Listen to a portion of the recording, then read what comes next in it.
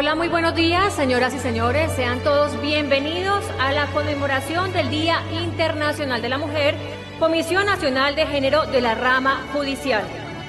Saludamos a los honorables miembros de la mesa principal y damos inicio a la agenda del día con el himno nacional interpretado por el chelista de la Filarmónica de Bogotá, Hans Rincón. Por favor, todos de pie.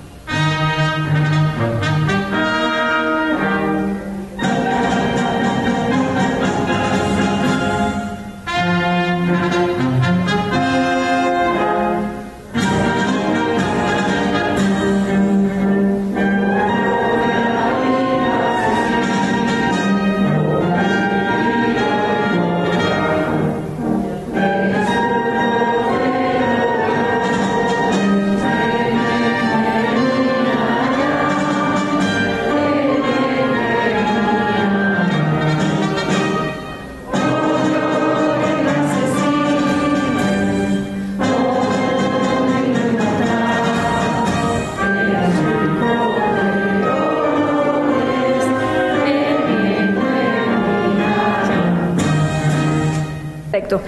Damos continuación el inicio de la agenda del día con la doctora Ana Güemes García. Ella es española, representante de la ONU Mujeres de octubre de 2017 a la fecha.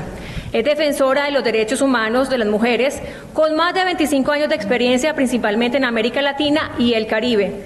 Ha colaborado con los países y en foros multilaterales para incluir la igualdad de género y el empoderamiento de las mujeres como elemento central de las políticas públicas, las estadísticas y los presupuestos para el desarrollo sostenible.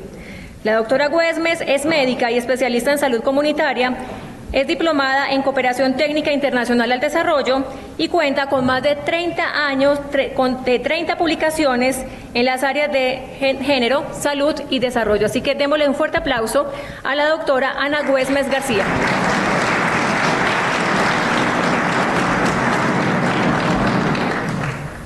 La primera carta fundamental que incluye igualdad de derechos entre mujeres y hombres es la Carta de las Naciones Unidas, la Carta de la ONU, en 1945, y desde entonces tenemos un legado de estrategias, de políticas para avanzar en nuestros derechos. Uno sumamente importante es la CEDAW, y de hecho Colombia acaba de presentar un informe ante el Comité para la Eliminación de todas formas de discriminación hacia las mujeres. Estuvo la vicefiscal, estuvo la presidenta de la Corte Constitucional. Es primera vez que el Poder Judicial integra la Comisión de Alto Nivel, y la CEDAW trae dos aportes que son fundamentales para Colombia. No basta con la igualdad formal o ante la ley, donde definitivamente Colombia tiene un avance sumamente importante, sino que hay que hacer mucho más. Se necesita igualdad de oportunidades, pero sobre todo, un siglo después de las conmemoraciones del 8 de marzo, necesitamos igualdad de resultados. igualdad en los hechos, y el otro concepto que llama la CEDAW igualdad sustantiva, y el otro concepto que aporta la CEDAW es el enfoque de interseccionalidad, esta idea de las Naciones Unidas de no dejar a nadie atrás. No solamente se trata de igualdad entre hombres y mujeres, sino también cómo miramos esta situación de las mujeres afrodescendientes, indígenas, mujeres con discapacidad, mujeres migrantes que a menudo van mucho más rezagadas. Entonces, hoy es un día para reconocer el trabajo que ha realizado la Comisión Nacional de Género de la Rama Judicial, para reconocer a las mujeres que nos han abierto camino a lo largo del siglo pasado y que nos siguen abriendo camino, para hacer un balance de dónde estamos, pero sobre todo para tomar compromiso y tomar acción. La gran conclusión de la ONU en el mundo es que el avance ha sido importante, pero insuficiente y lento, ya sea en la política, ya sea en la economía, ya sea en los negocios, ya sea en la cultura. Necesitamos avanzar mucho más rápido. Conmemorar el Día Internacional de las Mujeres no solo es un asunto de mujeres, es un tema de desarrollo, de responsabilidad democrática, y por eso me congratula poder acompañar esta conmemoración desde el Poder Judicial, tan importante para acabar con la impunidad, para acabar con la violencia, para acabar con la discriminación y para poder contribuir a hacer las cosas de otra manera. El lema de este año es innovar para lograr la igualdad.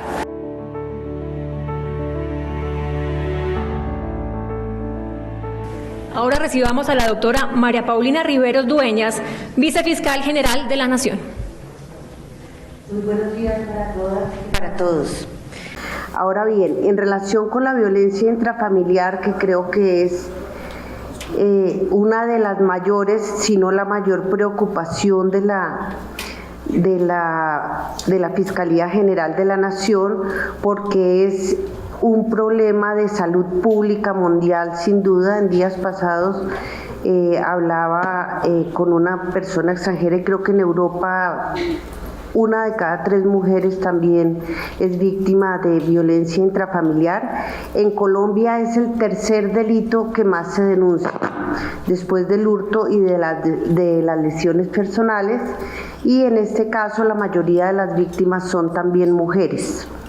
Aquí hay un hecho muy relevante que yo quisiera destacar, que es que hemos detectado que el 10% de las mujeres que han sido víctimas de feminicidio han denunciado con anterioridad haberlo sido de violencia intrafamiliar. Esto nos muestra una alerta a las autoridades judiciales que debemos atender para efectos de establecer protocolos de riesgos feminicidas y sobre todo observar en la investigación criminal que para efectos de prevención debemos tener en cuenta que en un, repito, muy alto índice, en este caso 10%, ya las mujeres han denunciado violencia intrafamiliar antes de ser víctimas de feminicidio.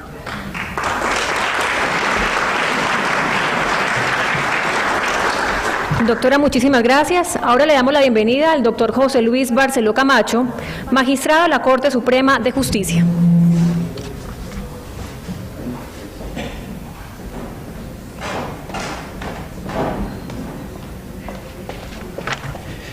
Un saludo muy especial a la mesa principal y a todos los asistentes, pero con mayor énfasis un saludo, un abrazo y un beso muy afectuoso para todas las mujeres.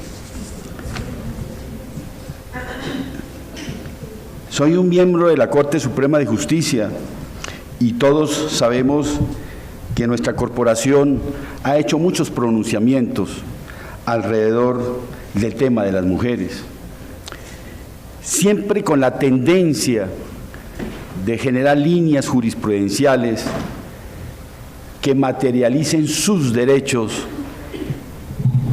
y que hagan énfasis en su posición clara en la sociedad. Pero con el debido respeto, no quiero hoy referirme en este breve momento a asuntos jurídicos. No les voy a hablar como abogado, sino como un hombre y con el corazón. No hay duda que hoy es un día muy importante. Nada menos y nada más conmemoramos la existencia de la mujer, incluso a nivel internacional. Pero considero que más importante que eso es que hoy sea un día de todos los días, es decir, que la conmemoración en nuestras actitudes sea la mejor respecto de lo más amado que es la mujer. No pongo en duda, y estamos totalmente de acuerdo, que día a día se deben tomar todas las medidas necesarias en pro de la mujer, medidas legales, reglamentarias, protocolarias, académicas, en pro de una justa causa. Pero estoy convencido que mucho más que eso, lo que nos debe importar es el cambio de actitudes en conciencias de todas las personas y sobre todo de nosotros los hombres. La existencia y nuestra presencia en este mundo es gracias a una mujer. Gracias a ella nos dio la vida. Gracias a la madre, que es la expresión máxima y natural de la protección sobre sus hijos. ¿Cómo no va a ser posible que de una vez por todas, desde todas las perspectivas de la sociedad, se inculque materialmente en nuestras conciencias y en nuestro actuar el verdadero comportamiento que respecto de ellas todos debemos tener? Fundamental. Y termino estas breves palabras con una enseñanza que en una homilía le escuché a un sacerdote refiriéndonos a todos, haciendo énfasis en la humildad, en la amabilidad y en la comprensión. Y consecuentemente insistía en que hay que hablar bien de todos, pensar bien de todos y hacer el bien a todos. Hoy le doy un pequeño giro. Humildad ante las mujeres, amabilidad para ellas y mucha comprensión respecto de ellas. Y por lo mismo, hablar bien de ellas, pensar bien de ellas y desearle siempre el bien a ellas. Y finalizo aprovechando este escenario y sin ser presuntuoso, despidiéndome de la magistratura. Cumplo 8 años y espero, y así lo dirá la historia viniente, si me desempeñé bien como un juez de la República. Muchas gracias.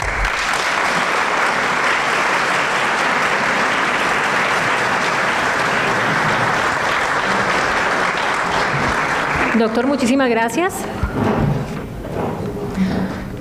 Invitamos a la doctora Gloria Estela López Jaramillo, magistrada del Consejo Superior de la Judicatura, presidente de la Comisión Nacional de Género de la Rama Judicial. Bienvenida.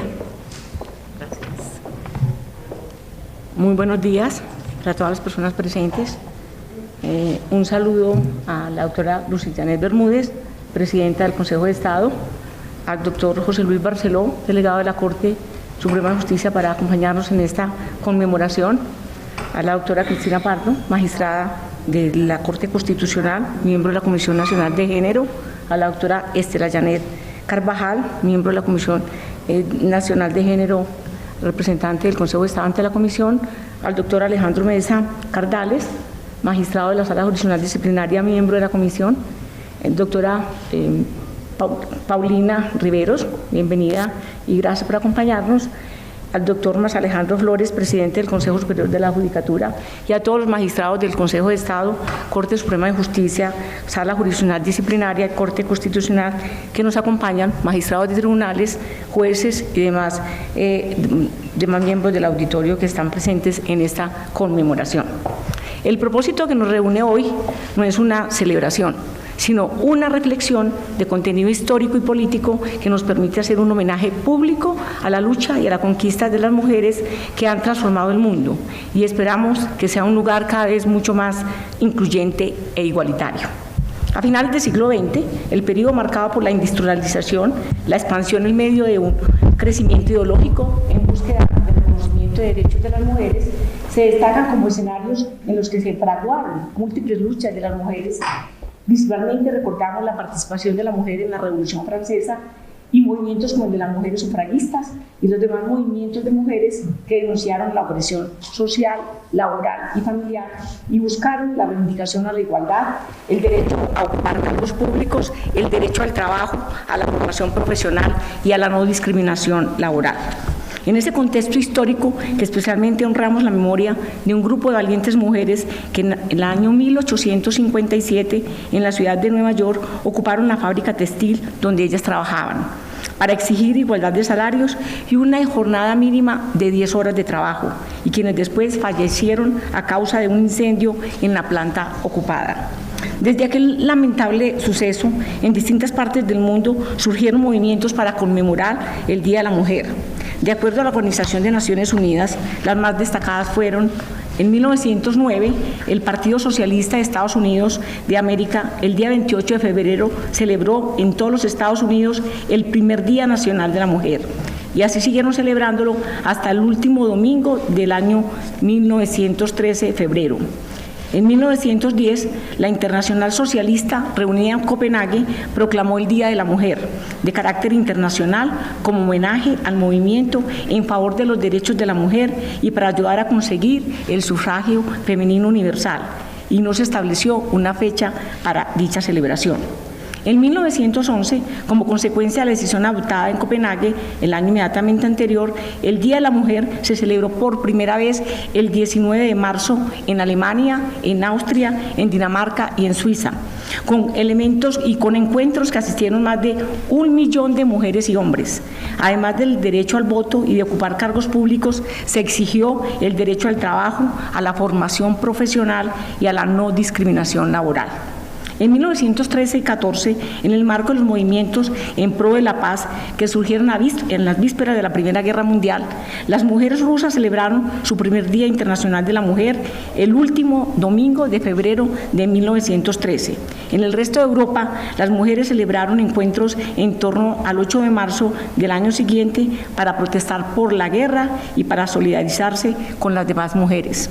En 1917, como reacción ante los 2 millones de soldados rusos que murieron en la guerra, las mujeres rusas escogieron nuevamente el último domingo de febrero para declararse en huelga, y la huelga la denominaron Pan y Paz.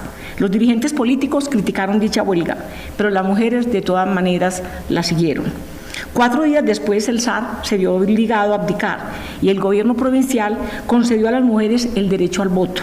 Ese histórico domingo fue el 23 de febrero, según el calendario juliano utilizado entonces en Rusia, y el 8 de marzo, según el calendario gregoriano utilizado en los demás países de Europa.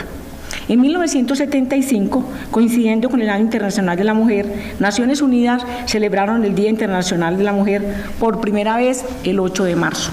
Y en 1995, la declaración de la Plataforma de Beijing, una hoja de ruta histórica firmada por 189 gobiernos, estableció la agenda para la materialización de los derechos de las mujeres. Y ahí quedó consignado el 8 de marzo como Día Internacional de la Mujer.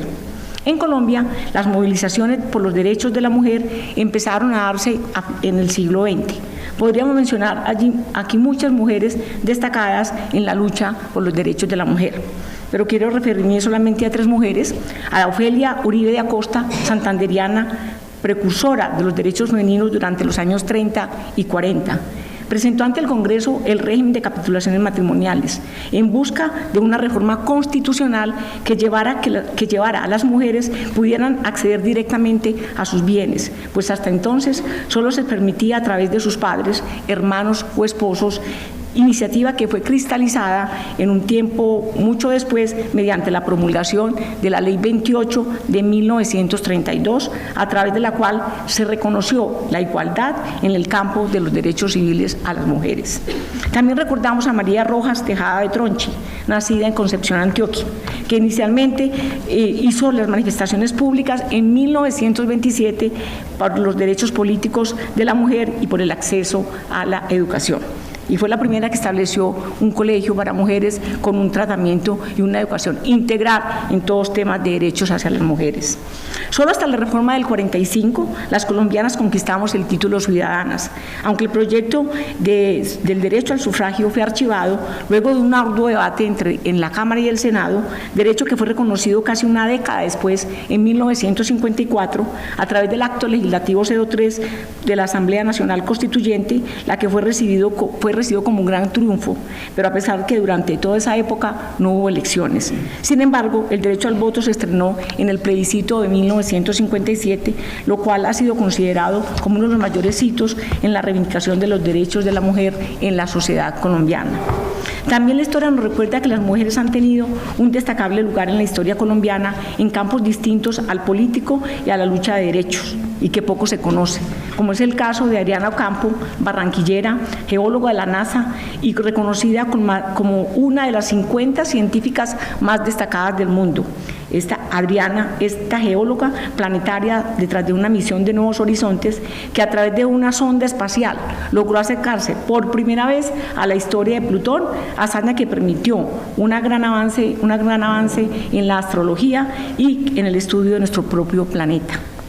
La mirada que hoy desde la rama judicial queremos dar a esta conmemoración se centra en una visión positiva que permita el reconocimiento de las capacidades de las mujeres para abrir espacios de participación en los escenarios políticos, económicos y sociales, y en especial que la rama judicial, en el momento de la toma de sus decisiones, garantice el derecho a la igualdad y el principio a la no discriminación, y especialmente el derecho de las mujeres a una vida libre de violencia. En este contexto es que la Comisión General de Género, la Comisión Nacional de Género de la rama judicial, que reúne magistrados y magistradas de la Corte Suprema de Justicia, del Consejo de Estado, de la Corte Constitucional, del Consejo Superior de la Judicatura, de la Sala Jurisdiccional Disciplinaria, hemos adoptado las medidas de orden pedagógico y administrativo que permitan la incorporación de la perspectiva de género en la administración de justicia. Con las estrategias impulsadas desde la Comisión, irradiadas a nivel de 31 comités seccionales de género y con el apoyo de la cooperación internacional, como ONU Mujeres, como OIM y como USAID, entre otros organismos, se ha logrado avanzar en la conceptualización y en la apropiación de la perspectiva de género en nuestro quehacer y el propósito así de remover las barreras culturales, superar los prejuicios, lograr la igualdad y la inclusión de las mujeres en todos los escenarios, y así como reivindicar los derechos de las mujeres en cada una de las decisiones judiciales. Hoy, como homenaje a las mujeres, queremos presentar las publicaciones que han sido entregadas a la comunidad judicial y a la sociedad civil, resultado de algunas investigaciones adelantadas por la Comisión Nacional de Género. En primer lugar, el módulo de la Escuela Judicial Rodrigo Lara Bonilla para la formación de los y las servidoras judiciales. Está titulado La perspectiva de género en la decisión judicial, el cual ha incluido la conceptualización teórica y teórica jurídica que favorecerá la introducción de la perspectiva de género en las decisiones judiciales. Este módulo estará estructurado con temas acerca de la invisibilidad de la mujer, el impacto del sexo, las diferencias entre mujeres y hombres, otras diferencias especiales.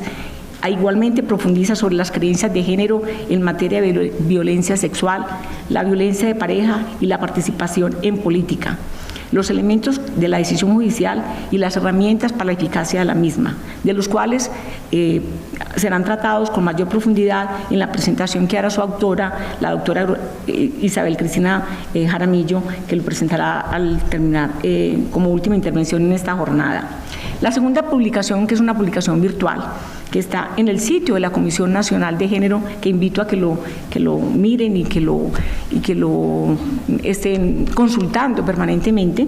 Está el protocolo iberoamericano de actuación judicial para mejorar el acceso a la justicia de personas en situación de discapacidad, de migrantes, de niñas, niños, adolescentes, comunidades y pueblos indígenas. Se presenta como un producto de la Cumbre Judicial Iberoamericana, espacio en el cual la Comisión Nacional de Género de Colombia tiene participación y tiene su delegado permanente. Como apartado de este protocolo, cuenta con el marco normativo, con principios generales, con las obligaciones que se derivan y las consideraciones que deben tener los funcionarios judiciales, así como sentencias y buenas prácticas de los países en cada uno de los ejes temáticos que comprenden este protocolo. Por ello, en el apartado sobre niñas, niños y adolescentes, se destaca el derecho al acceso a la justicia en la medida que se establece la existencia de un recurso efectivo ubicado en el ámbito judicial ante las violaciones de derechos humanos, el cual constituye un derecho como derecho para exigir otros derechos. En el apartado de comunidades y poblaciones indígenas, se resalta la obligación que tienen los y las jueces que al momento de tomar una decisión judicial, de tener presente cómo a nivel nacional e internacional se reconocen los derechos individuales y colectivos de estos pueblos indígenas, por lo que se debe permear con urgencia el conjunto de los sistemas jurídicos nacionales y generar acciones concretas que disminuyan la distancia entre lo reconocido a estas comunidades y la praxis judicial.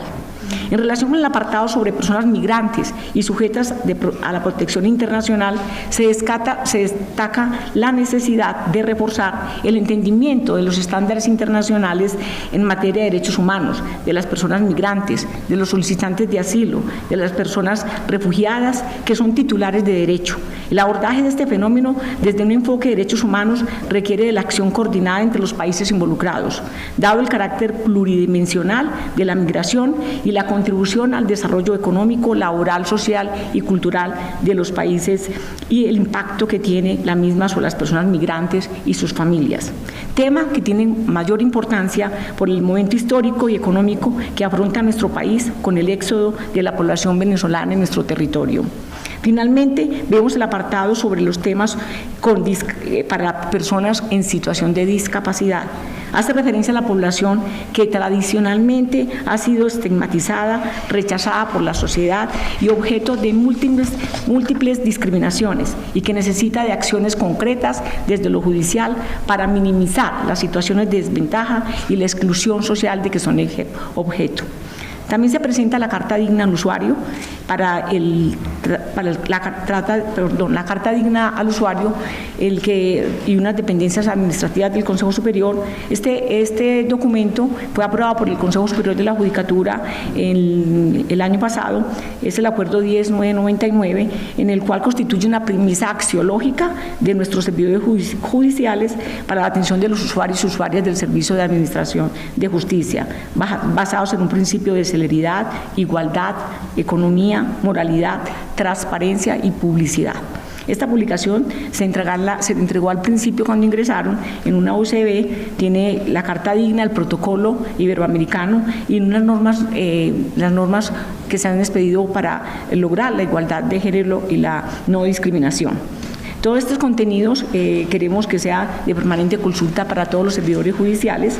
Estamos convencidos desde la Comisión Nacional de Género que estas publicaciones propiciarán espacios de reflexión, de diálogo, aprendizaje y construcción conjunta en la aplicación de los criterios para juzgar con perspectiva de género. Esta jornada académica nos permite reunirnos aquellos que compartimos el sueño de crear otros posibles caminos para reconocer y aplicar la perspectiva de género en nuestra cotidianidad y en la práctica judicial. Esperamos y agradecemos en nombre de la Comisión su asistencia a esta actividad y esperamos que nos acompañen en las actividades que realiza la Comisión a nivel nacional y en cada uno de los distritos para poder lograr la aplicación del derecho a la igualdad, la no discriminación y a una vida libre de violencias para la mujer. Mil gracias.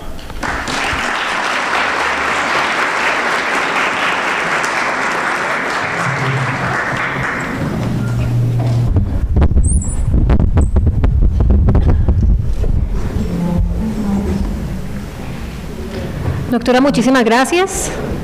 Recuerden que estamos en directo por nuestro Facebook Live y por YouTube como Rama Judicial. También nos encuentran en www.ramajudicial.gov.co y también en www.canalinstitucional.net. Continuamos en nuestra conmemoración del Día Internacional de la Mujer con las ponencias. Damos inicio con la doctora Lucy Janet Bermúdez, presidente del Consejo de Estado. Su ponencia es La perspectiva de género en la labor del Consejo de Estado. Le damos la bienvenida con un fuerte aplauso.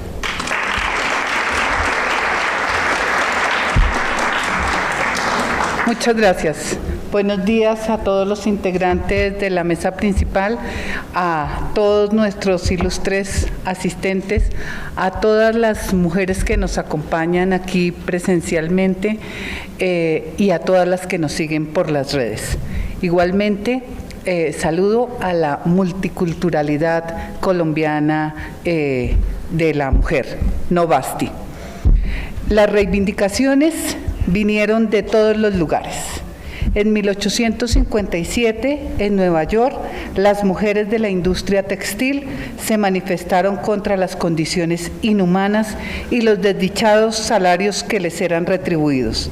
10 años más tarde, en Troy, un grupo de planchadoras de cuello denunciaban la explotación a las que eran sometidas durante las extensas jornadas laborales. En marzo de 1917, en San Petersburgo, Rusia, las amas de casa de los barrios populares solicitaron el fin de la guerra y la hambruna bajo el grito «Pan y paz». En el entretanto, en Bello, Antioquia, el movimiento obrero se afincaba sobre la base de la lucha liderada por Betsabé Espinosa, quien protestaba contra los abusos sexuales padecidos por algunas de sus compañeras de fábrica.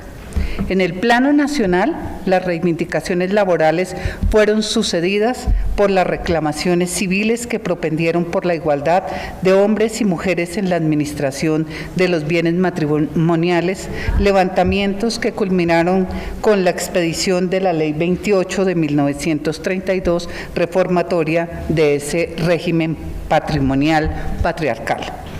Posteriormente, los aires reformistas catalizaron la aparición del movimiento sufragista colombiano que alcanzaron en 1954 el derecho al voto femenino, piedra angular para la elección, 4 años después de la primera senadora del país, doña Esmeralda Arboleda.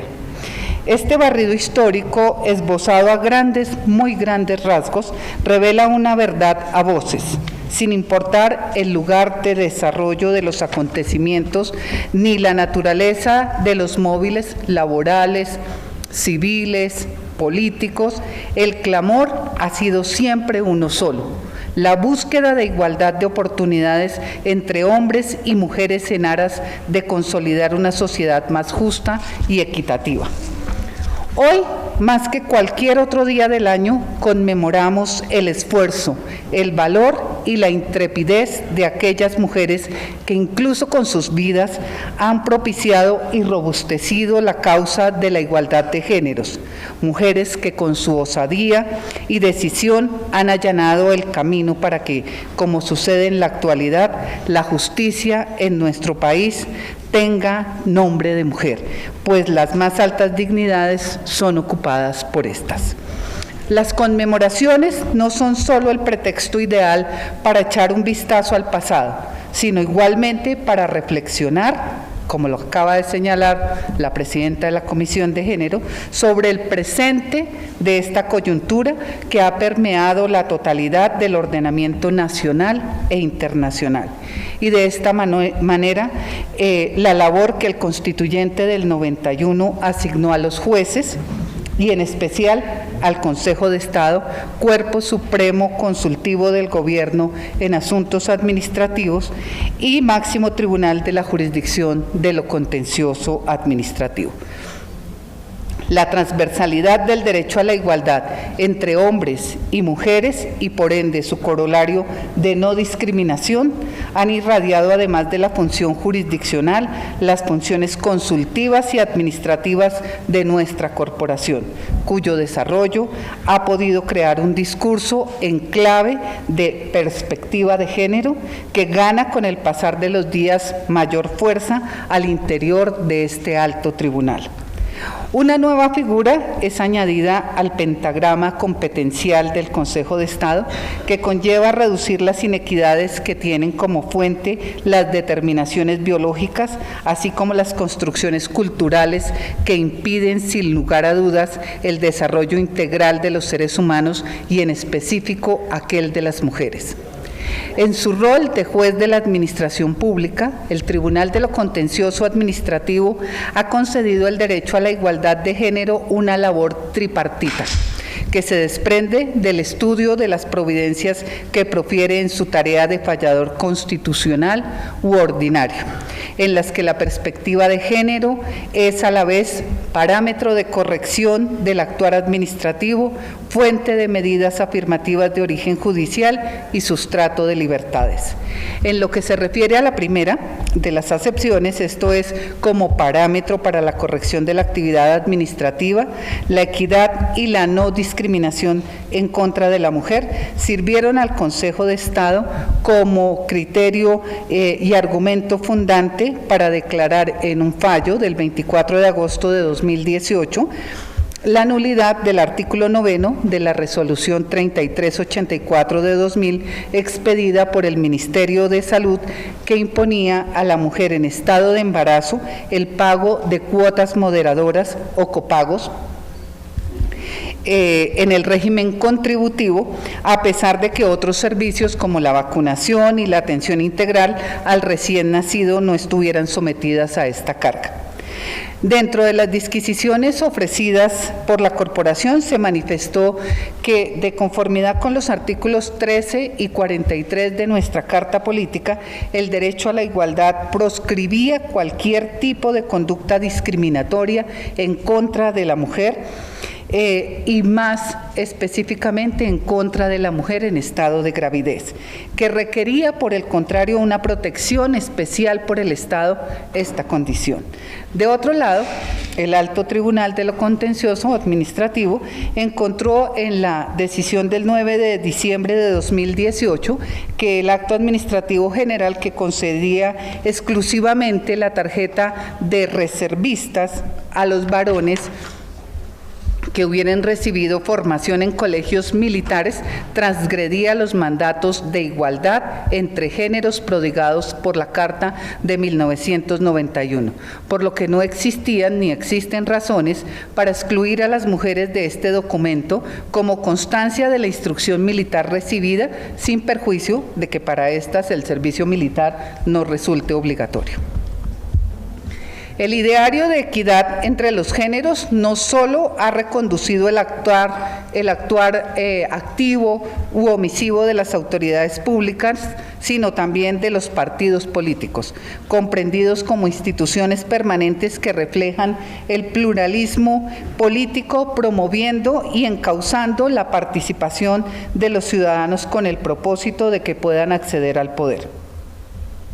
En este sentido, el Consejo de Estado, y en particular la sección especializada en los asuntos electorales, sostuvo en una providencia de 15 de diciembre de 2016 que el respeto de la obligación contenida en el artículo 28 de la Ley Estatutaria, la 1475 de 2011, que establece una cuota del 30% para la conformación de listas en las que se elijan 5 o más curules a corporaciones públicas, no fenece por la revocatoria de la inscripción de uno de los candidatos con los que se pretendía cumplir con la cuota erigida en ese momento. Y al respecto es necesario anotar cómo desde mi perspectiva particular la cuota ha sido superada para llegar al 50% en razón a la disposición constitucional contenida en el artículo 126 de la Carta, pero bajo el entendido que para algunos continúa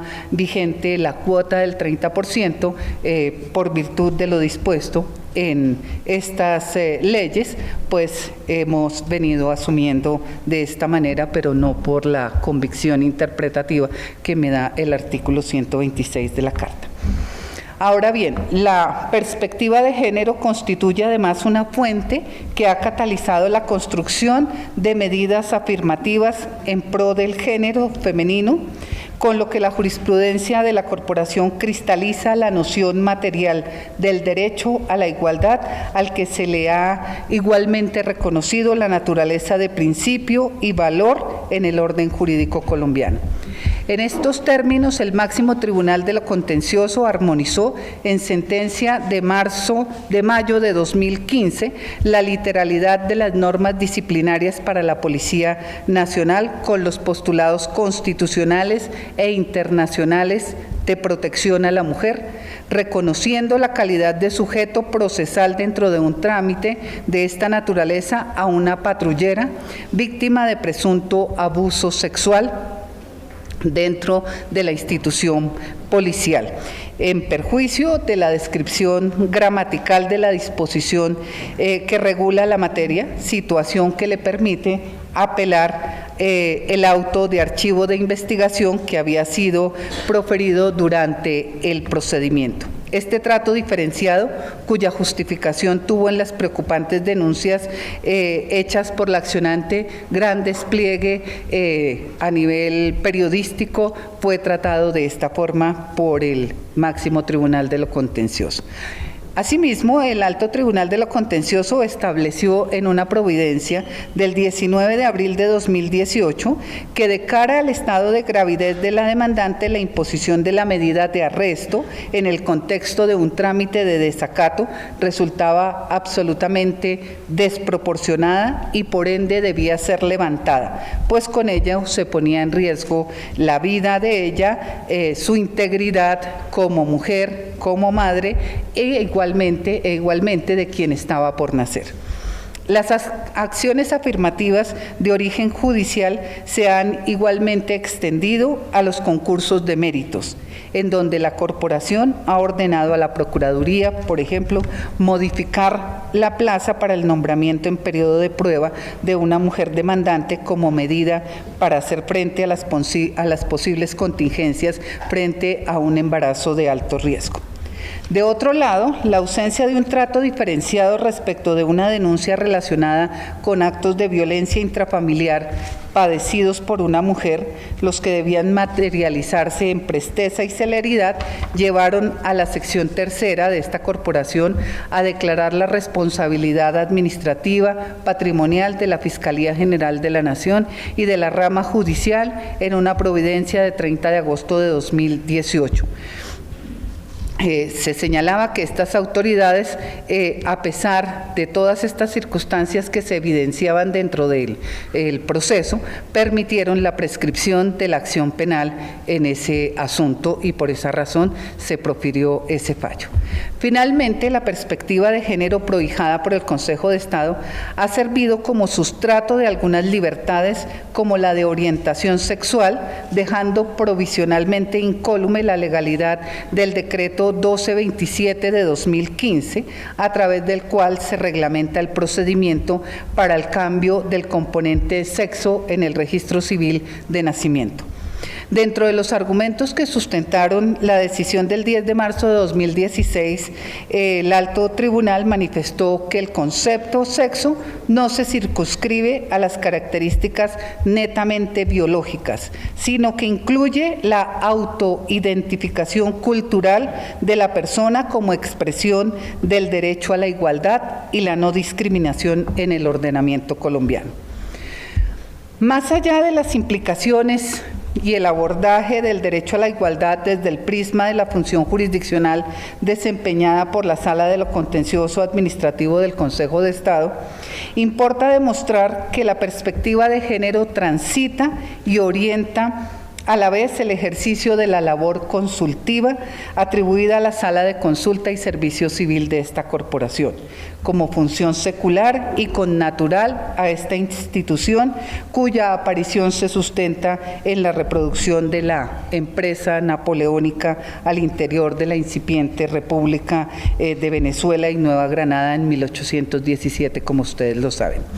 En efecto, en su rol de Cuerpo Supremo Consultivo del Gobierno, el Consejo de Estado, interrogado por el Ministerio del Interior y de Justicia acerca de las consecuencias de la vigencia de la Ley 1475 de 2011 sobre las listas a corporaciones públicas de elección popular constituidas para ese momento, explicó que éstas debían adoptar el porcentaje de género establecido en el artículo 28 del referido Estatuto Electoral, lo que conllevaba su modificación cuando quiera que este porcentaje hubiera sido desatendido.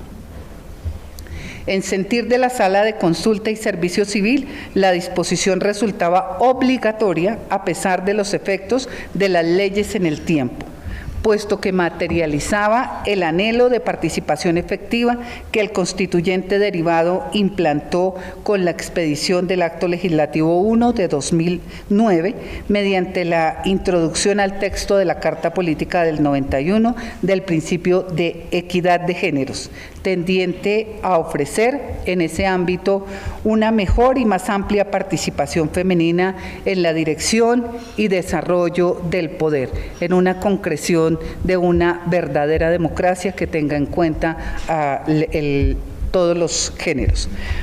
No obstante, las reivindicaciones femeninas no solo han sido aupadas por la Sala de Consulta y Servicio Civil bajo esta era constitucional marcada por la promulgación de la actual Constitución, sino que lo fueron igualmente a la luz del texto superior de 1886, ya que en ese contexto afirmó en un concepto del 13 de agosto de 1982 que de conformidad con la legislación vigente no resultaba obligatorio para la mujer casada el adicionar su nombre con el apellido de su marido precedido de la partícula D.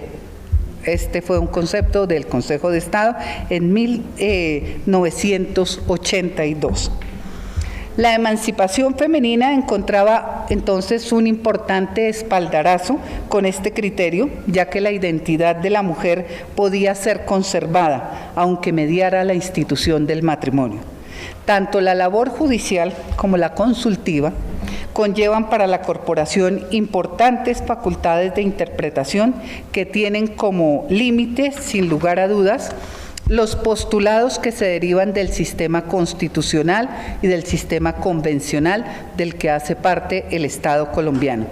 Y es en el desarrollo de esta prerrogativa hermenéutica que el Alto Tribunal de lo Contencioso Administrativo ha construido paulatinamente un discurso de equidad de géneros que soporta las manifestaciones sociales en ese sentido. Pero no solo como intérprete del orden jurídico, en aras de proteger su integridad y garantizar la eficacia de los derechos de los asociados. El Consejo de Estado hace gala de igualdad entre hombres y mujeres, no solamente en ese espacio hace gala de esa igualdad, sino que también lo hace como órgano administrativo sujeto a los postulados contenidos en normas de inclusión. De allí que en el ejercicio de sus funciones electorales, por ejemplo, las de postulación para la designación de magistrados de la Corte Constitucional, la corporación sea absolutamente respetuosa de la ley de cuotas establecida en la disposición 581 de 2000. Igualmente lo ha sido al interior de la propia corporación, pues en los últimos 6 años 2 magistradas han sido designadas presidentes de este alto tribunal.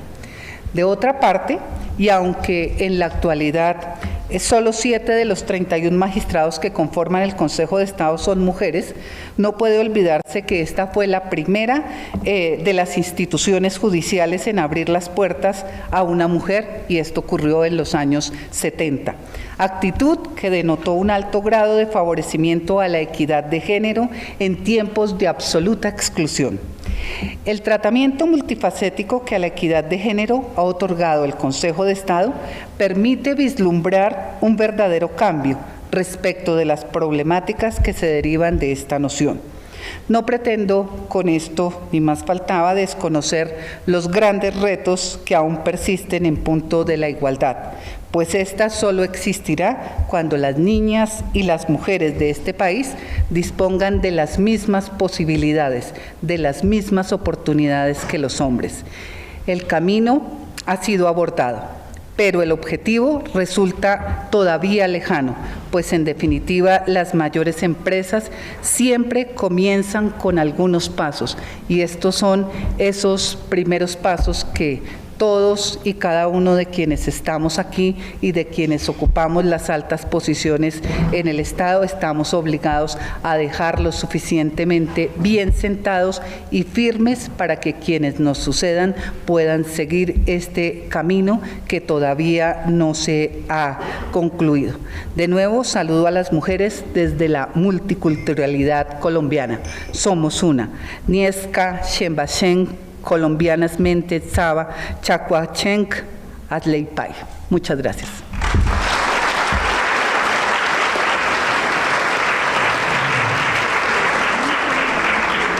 Doctora, muchísimas gracias. Ahora le damos la bienvenida a la doctora Cristina Pardo Schlesinger, magistrada de la Corte Constitucional y delegada de la Corte Constitucional ante la Comisión Nacional de Género de la Rama Judicial. Su ponencia, estándares sobre la investigación y el juzgamiento de casos de violencia sexual en el marco del conflicto armado.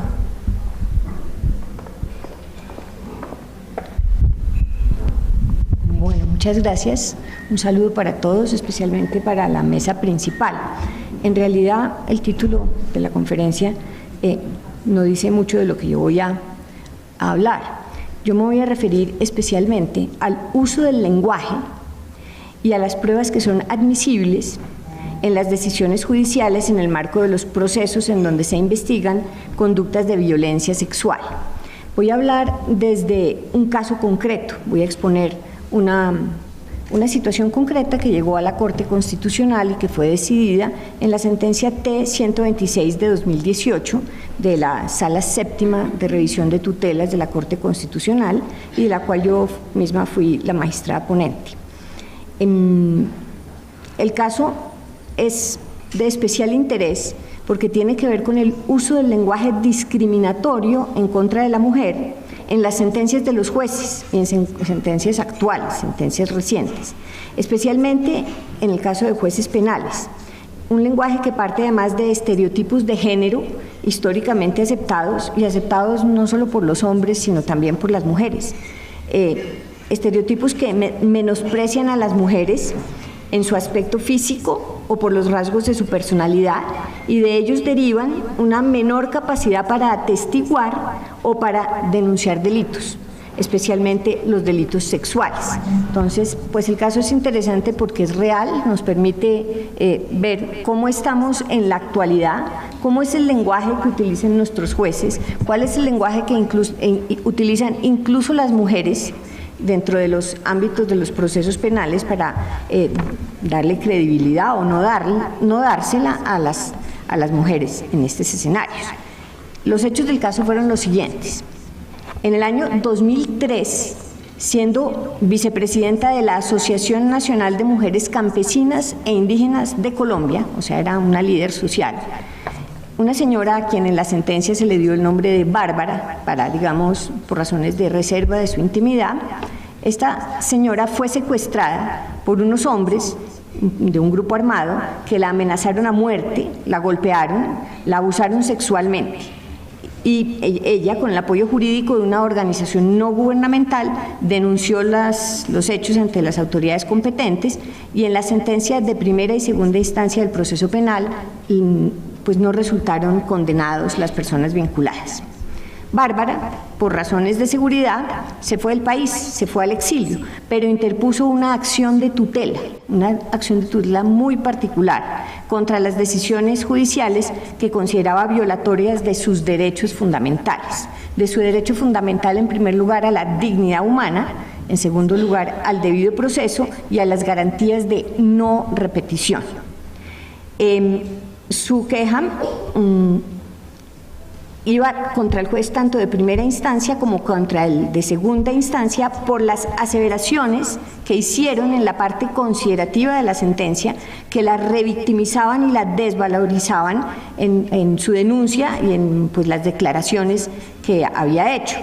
Porque al parecer de Bárbara, esas afirmaciones, ese lenguaje utilizado en la parte considerativa de la sentencia, desconocía los estándares de valoración probatoria que exige la jurisprudencia actual cuando se trata de asuntos donde se investiga violencia sexual y especialmente violencia sexual en contra de las mujeres. Lo curioso de la demanda es que en ella no se buscaba que el juez de tutela modificara las sentencias penales, en las cuales no se condenó a los presuntos delincuentes, en definitiva por falta de pruebas. Ella no buscaba que hubiera una sentencia condenatoria. Yo resalto que lo que buscaba era que se retiraran de la parte considerativa de la sentencia esas frases, unas frases que especialmente aludían a su aspecto físico o a su modo de ser y que ella consideraba contrarias a su dignidad. En este punto, pues es importante mostrarles a ustedes cuáles fueron esas aseveraciones que hicieron en la sentencia los jueces penales, tanto de primera como de segunda instancia, y que al parecer de Bárbara eran contrarias a su dignidad y que la revictimizaban. En la primera instancia, el juez dijo de Bárbara lo siguiente, que voy a leer textualmente, refiriéndose a uno de los testimonios recaudados dentro de la fase probatoria del proceso penal. Dijo: de la relación con Bárbara, el testigo aduce que aunque se colaboraban para la elaboración de proyectos, su desempeño en la organización era conflictivo y con tendencias a decir mentiras, observando una baja autoestima, tal vez por su aspecto físico, por cuanto presentaba serios problemas dentales, por lo que se tapaba permanentemente la boca con su mano o con su bufanda. Luego, añade la sentencia, existe incertidumbre sobre si el motivo del exilio de la señora Bárbara obedeció a los ataques y amenazas que se aduce que era víctima por parte de grupos paramilitares como represalia por su desempeño como líder de la Asociación de Mujeres, o si por el contrario, junto con terceras personas, líderes o asesores de la misma organización, se ideó la comisión de los posibles punibles aquí denunciados. Es decir, de las afirmaciones de un testigo sobre el aspecto físico de Bárbara, sobre su carácter conflictivo y con tendencias a decir mentiras, el juez infiere que la denuncia es falsa y que solo fue presentada para lograr apoyo para su exilio en otro país. En segunda instancia, se repite textualmente la afirmación sobre el carácter conflictivo de Bárbara. En efecto, la sentencia vuelve a decir nuevamente, leo entre comillas, pero sobre el particular, recuérdese que Luz Marlene Jaimes informó en su declaración que Bárbara era una persona con tendencia a decir mentiras.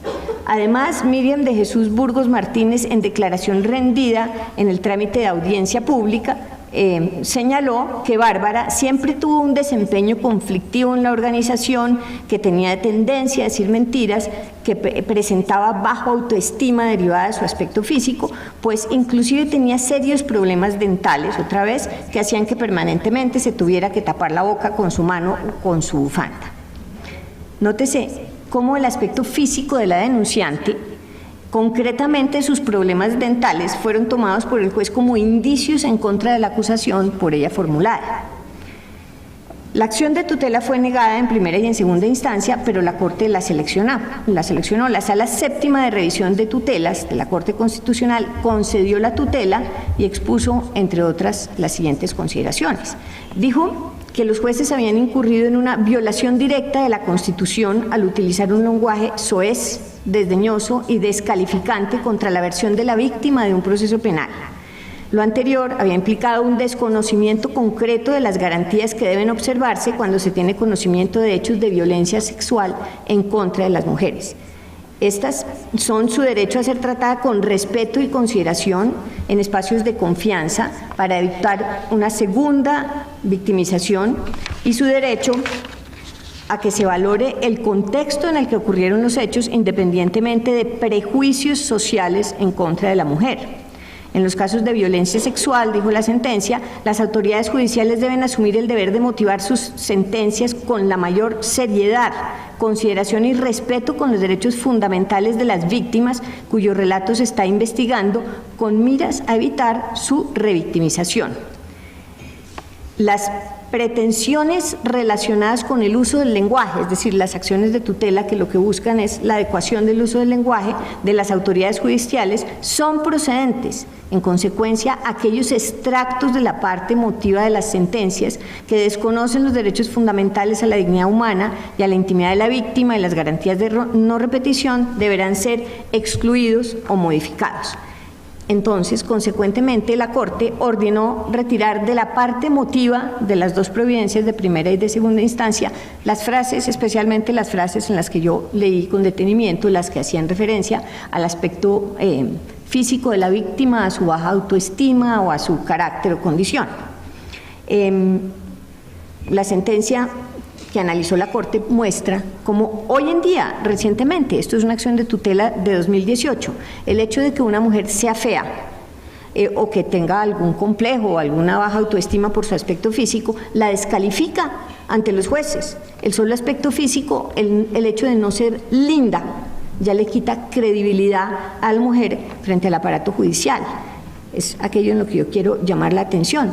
La atención porque, pues, no sé si todos los que estamos aquí, pero presumiblemente muchos somos operadores judiciales o trabajamos en la rama judicial y aunque no seamos jueces penales, pueden llegarnos otros casos, pues, no sé, de la jurisdicción contenciosa administrativa a través de la acción de tutela, como le llegó a la Corte esto, donde tenemos que tener en consideración que todavía existen ese tipo de estereotipos y de prejuicios sociales que están vigentes no solo en los hombres como los jueces. La propia testigo decía que es que ella era una complejada porque era fea y que por eso probablemente era una mentirosa. Entonces son hechos de la vida real, todavía estamos inmersos en ese tipo de cultura y creo que nosotros los jueces sí somos los primeros llamados a detectar ese tipo de situaciones, ya desterrarlas de la administración de justicia.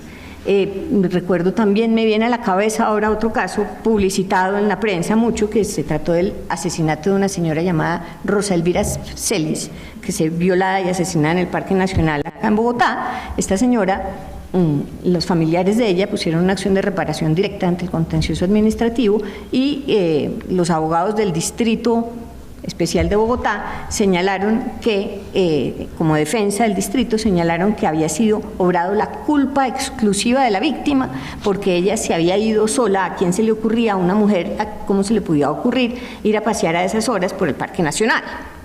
Son estereotipos, como ustedes ven, absolutamente presentes entre nosotros.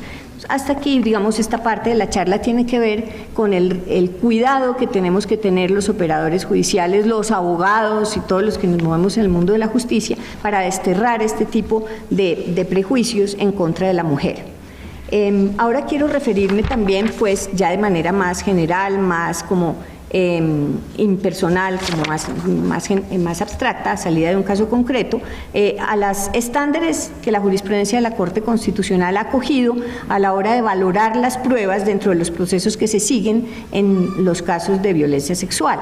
Esos estándares están recogidos en un documento que son las reglas de procedimiento y prueba de la Corte Penal Internacional, adoptadas por la Asamblea General de los Estados parte del Estatuto de Roma en el año 2000, aunque son especiales pues para esa jurisdicción, son principios que han sido acogidos tanto por la ley como por la jurisprudencia colombiana. Esos, más que reglas, son principios, o bueno, dicen, el consentimiento de una víctima a una agresión sexual no puede inferirse de ninguna palabra o conducta de la víctima cuando de alguna manera media la fuerza, la amenaza de la fuerza, una coacción o un entorno coercitivo que haya disminuido su capacidad para dar un consentimiento libre. El consentimiento pues no puede derivarse de ninguna palabra o de conducta de la víctima cuando esté en esa situación, digamos, de falta de consentimiento. Tampoco podrá inferirse del silencio de la víctima o de la falta de resistencia de la víctima a una supuesta agresión sexual. La credibilidad y la honorabilidad o la disponibilidad sexual de la víctima o de un testigo no pueden inferirse de la naturaleza sexual del comportamiento anterior o posterior de la víctima o del testigo.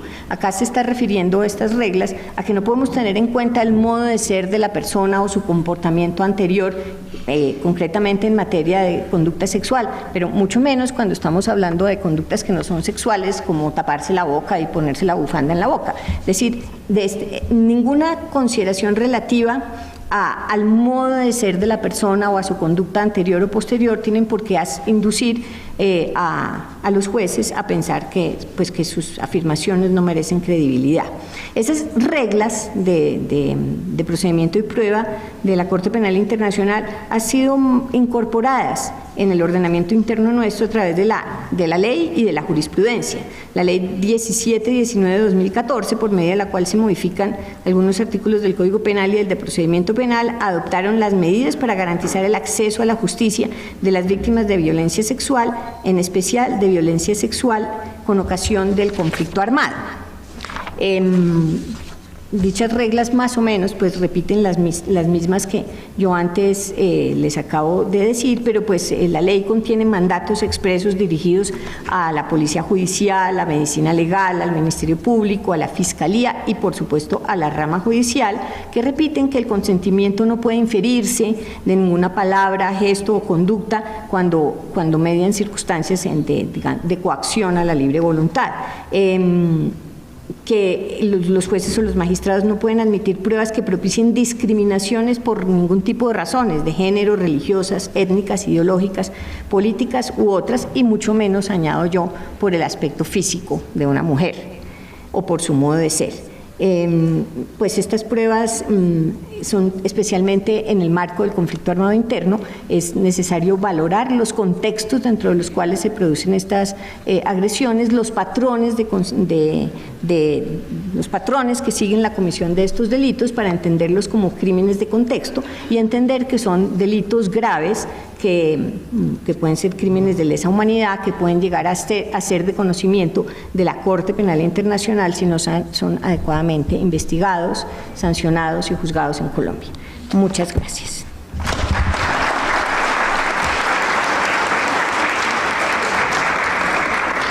Doctora, muchísimas gracias. Muchas gracias, doctora. Hola, ¿tenemos sonido?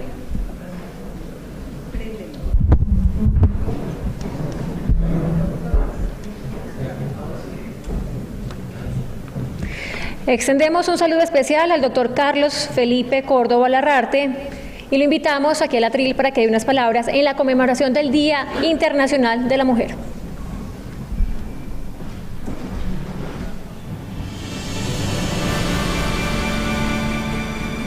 Bienvenido. Gracias. Bueno, muy buenos días para todos ustedes.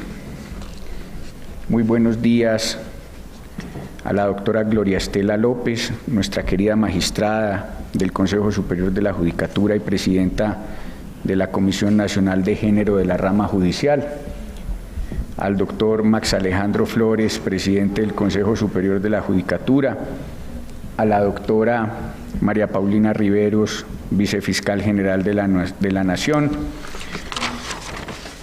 al doctor José Mauricio Gómez, director ejecutivo de Administración Judicial y secretario técnico de Género, a la doctora Cristina Pardo, nuestra querida magistrada de la Corte Constitucional, a la doctora Ana María Guesmes García, a la querida exmagistrada, la doctora Lucía Arbeláez, que hoy nos acompaña, la doctora Marta Lucía Olano, que también la veo acá, y todos ustedes, queridos magistrados, que nos acompañan, queridas magistradas. Yo quiero empezar, la verdad, el día de hoy felicitándolas por el Día de la Mujer. La verdad es que, pues, yo vengo de una tierra matriarcal, que es Risaralda, y pues tuve una gran influencia de una madre muy amorosa, porque me educó con mucho amor y me corrigió con mucha ternura. Y la verdad es que si no fuera por ustedes, las mujeres, yo creería que ni este país ni nosotros los hombres podríamos avanzar como se ha podido avanzar. Así que muchas gracias en el día de hoy. La verdad es que reflexionar sobre la política de género con énfasis en la equidad con justicia reclaman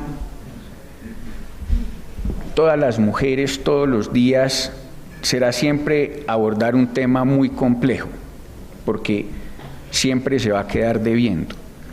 Si nos ponemos la mano en el corazón, justo en el lugar que tenemos reservado para ellas, será necesario admitir que no existe todavía en nuestro país una política de Estado que nos permita atender cabalmente las necesidades y desafíos que implica propiciar para la mujer colombiana los espacios suficientes para su realización plena como profesionales, como madres, como ejes de la familia y como emprendedoras.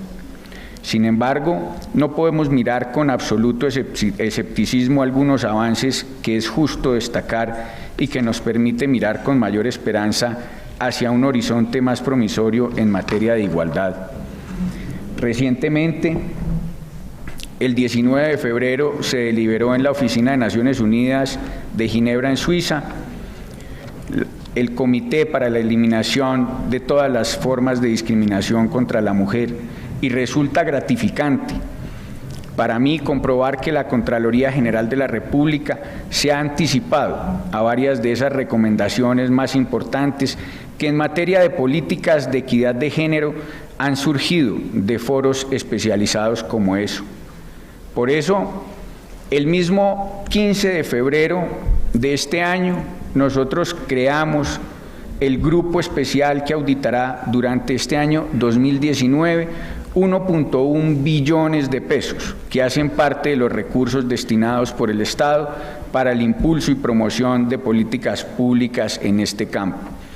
El equipo se ha denominado Grupo de Género, Diversidad y Nuevas Masculinidades y no se dedicará exclusivamente a desplegar actuaciones de carácter fiscal, sino tendrá un papel especialmente dinámico con el objeto de apoyar la formulación de estrategias y elaboración de herramientas para la vigilancia de los recursos públicos. Mi compromiso con la defensa de los intereses de la mujer es absoluto, es íntegro buscar el que se cumpla un papel dinámico, concreto, con aplicación tecnológica y con apertura de nuevos espacios para la participación de la mujer. Con un ejercicio de vigilancia milimétrica, contribuiremos al fortalecimiento de esta política pública con vocación de permanencia en el tiempo. Los criterios de evaluación de dicha política, desde la perspectiva de nuestras competencias, serán claros. Por ejemplo, durante este 2019 nos aseguraremos que las políticas de género se atengan a los lineamientos del Plan Nacional de Desarrollo. Haremos del control fiscal en este ámbito un ejercicio de vigilancia a fondo para que el manejo del recurso público destinado al impulso y promoción de la equidad se ciña a las exigencias de los objetivos del milenio y refleje el compromiso claro y progresivo de los compromisos adquiridos por el país y los tratados internacionales. Yo creo con gran convicción que el camino por recorrer es largo. En diciembre pasado, el informe global publicado por el Foro Económico Mundial nos decía que en Colombia se necesita al menos 74 años para cerrar la brecha salarial entre hombres y mujeres. Que el emprendimiento de las mujeres en el país haya crecido en un 25% en el último año, contrasta con el hecho de que el 70% del desempleo sea el más alto para ellas, en relación realmente con los hombres. Esto nos indica que hay que fortalecer una política pública sobre equidad de género y sobre la protección de los derechos de ellas, y proveer los recursos necesarios visibles, tangibles y auditables. Por eso, cuenten con todo nuestro compromiso, pero además porque no solamente, como lo dije al principio, fui un hijo de una madre extremadamente tierna y amorosa, sino porque María Camila no me lo perdonaría. Esa hija comprometida, con ganas, con amor, estudiosa y disciplinada, que también es mujer y necesita todo el apoyo. Además de eso, toda la apertura para que Colombia, con el apoyo de todos ustedes, sea un mejor país. Muchas gracias.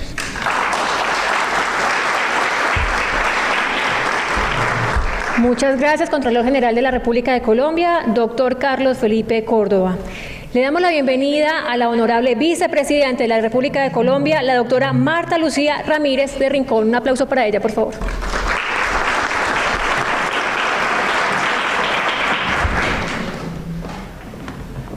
Bueno, muy buenos días. Quiero agradecer muy especialmente la invitación que me ha hecho en el día de hoy nuestra presidenta, la doctora Lucy Janet Bermúdez. Esta mañana tuve oportunidad de verla a ella, a algunas otras magistradas, en un desayuno que hicimos en la vicepresidencia, a un desayuno al que las invité de mujeres de Estado.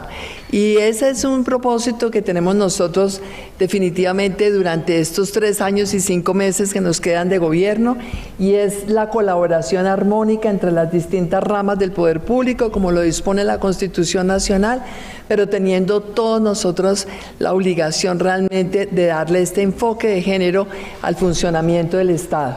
Necesitamos un Estado más legítimo, un Estado que realmente nos brinde las garantías de igualdad a todos los ciudadanos, un Estado donde el artículo 43 de la Constitución se cumpla realmente, porque es un artículo que desafortunadamente es letra muerta. A pesar de que la Constitución nos garantiza igualdad de derechos y oportunidades a las mujeres, lo cierto es que hay una gran desigualdad en contra de las mujeres en nuestro país. Y por esa razón, entonces, lo que les proponía esta mañana es que, sin perjuicio del color político, porque también había varias senadoras y representantes a la Cámara, sin perjuicio de la ideología o el favoritismo que tengamos en materia política, tengamos en cuenta que la presencia nuestra en el Estado colombiano no es motivo ni de vanidades, ni de decir qué maravilla, somos las primeras, cómo lo logramos. No, la presencia nuestra es un motivo de una gran responsabilidad. Tenemos que ser capaces de transformar realmente el funcionamiento de la sociedad, con un Estado que sea eficiente, con un Estado que sea transparente, con un Estado que sea incluyente. Vamos a ser capaces de lograr esas transformaciones dentro de la sociedad colombiana. Ustedes saben que tenemos en esta coyuntura, claro, el privilegio para mí de ser la primera mujer vicepresidenta, pero repito, a mí esto no me da vanidad, lo que me da es una gran responsabilidad. Tengo sobre mis hombros la responsabilidad de ejercer un liderazgo real, transformador, que cambiemos cosas en la sociedad. Esto no estamos para fotos de recuerdos dentro de unos años, estamos para decir, logramos estos cambios en la sociedad colombiana. Pero también me siento muy orgulloso, ustedes saben muy bien, el presidente Duque y yo estábamos compitiendo inicialmente por la presidencia. Cuando tomamos la decisión los dos de compartir este ejercicio, pasando vamos por una consulta, hablamos sobre cómo sería un gabinete, y él me preguntó, ¿cómo sería tu gabinete? Le dije, mi gabinete sería un gabinete paritario, y desde entonces tomamos la decisión de tener este gabinete, y tener un gabinete paritario por primera vez en Colombia también genera una responsabilidad. En primer lugar, entender que no solamente el 50% de mujeres ministras tienen un compromiso con los asuntos de género, sino que el 100% de este gabinete, todos los hombres, tienen igual grado de compromiso. Y por esa razón tenemos por primera vez un plan de desarrollo que incluye un capítulo de género, igualdad de los derechos y oportunidades de las mujeres. Y este capítulo de género hace parte también de estos objetivos del desarrollo sostenible. Hoy el tema del género es un tema que está en la agenda de todos los gobiernos, en todos los estados. ¿Por qué? Porque es que una sociedad que invierte en la igualdad de género, una sociedad que abre espacios reales para la igualdad de género, es una sociedad que progresa, es una sociedad que tiene más desarrollo, es una sociedad que tiene más crecimiento económico, es una sociedad que tiene menos violencias. De tal manera que por esa razón para nosotros este plan de desarrollo, el gabinete paritario es un desafío enorme, es una responsabilidad, como lo dije ya, pero es también un compromiso de trabajar de la mano con las demás ramas del poder público.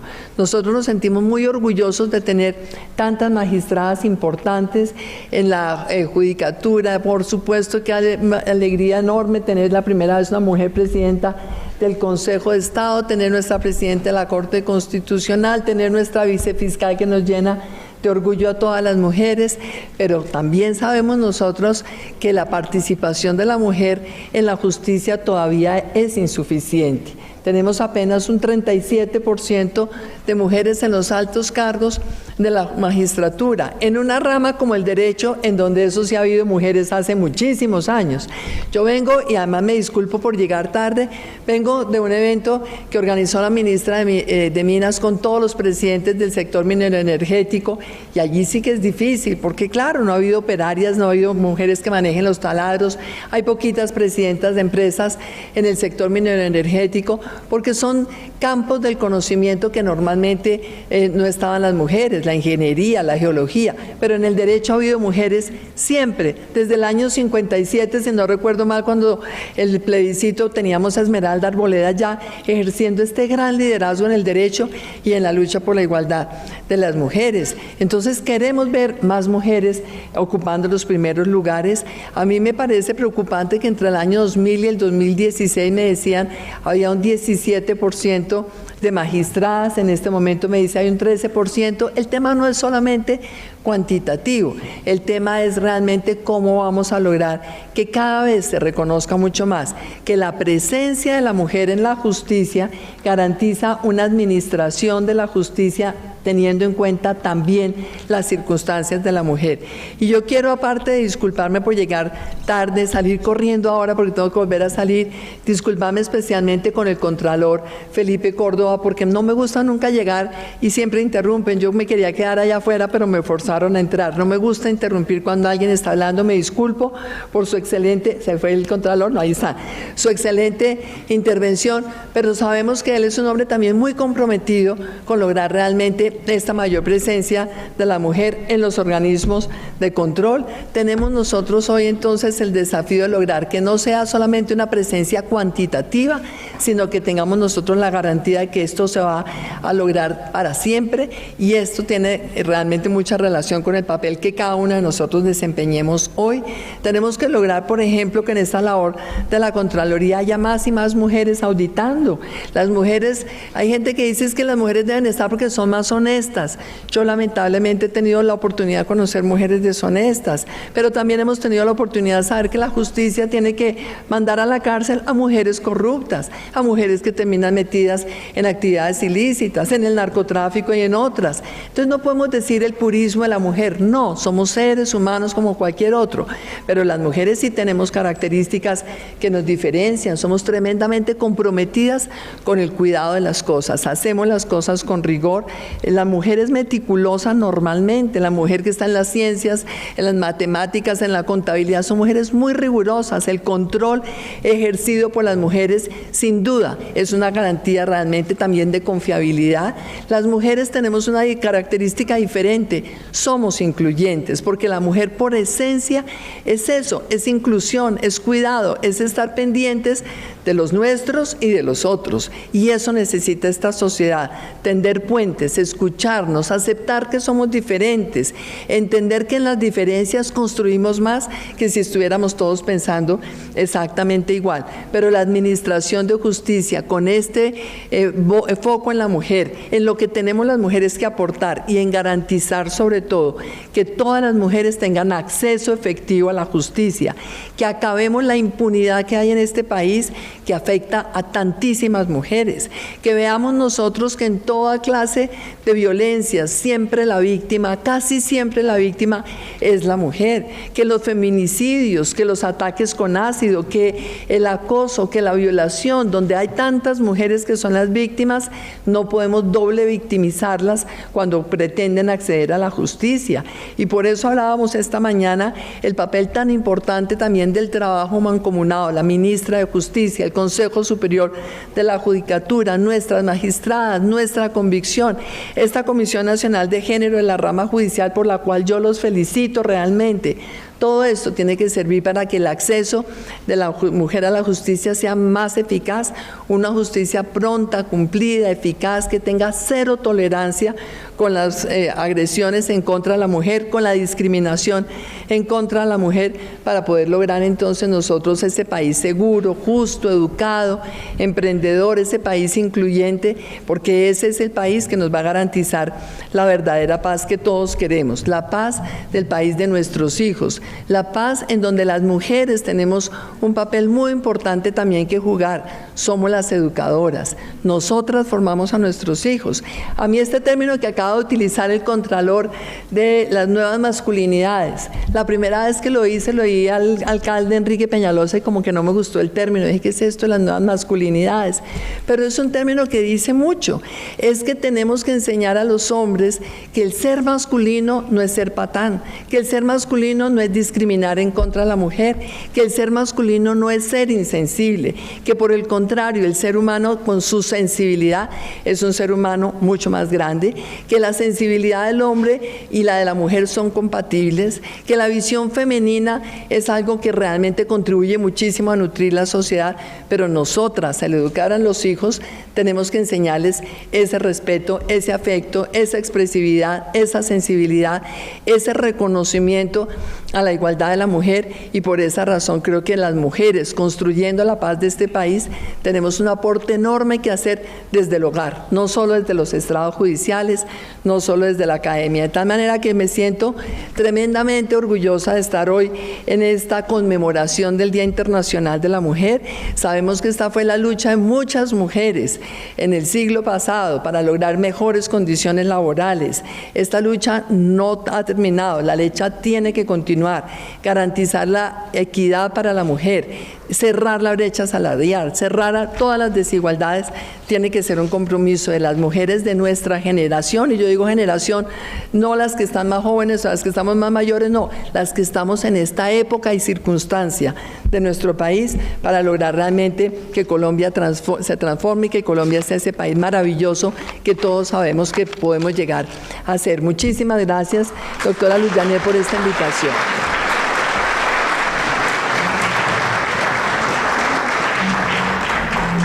Isabel Cristina Jaramillo nació en Medellín, obtuvo su título de abogada con honores en la Universidad de los Andes en Bogotá, Colombia, y su título de doctora en leyes de la Escuela de Derecho de Harvard. Su producción académica se ha centrado en la pregunta por la reforma legal feminista y lo que ella ha dejado a las mujeres. Sus más recientes libros trabajan en el problema de la producción de la familia y la desigualdad a través del derecho, usando el caso colombiano, Derecho y Familia en Colombia, historias de raza, género y propiedad. Y Decisiones de custodia y visitas en Colombia, la perspectiva jurídica y familiar, junto con Karen Ripoll y Elvia Vargas. Isabel Cristina es profesora titular en la Universidad de los Andes y ha sido consultora para el Gobierno Nacional en temas de derechos sexuales y reproductivos y de equidad de género.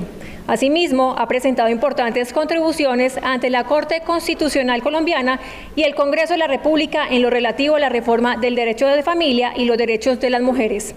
En el 2017 fue nominada por el presidente de la República, Juan Manuel Santos, al cargo de magistrada de la Corte Constitucional. La recibimos con un fuerte aplauso.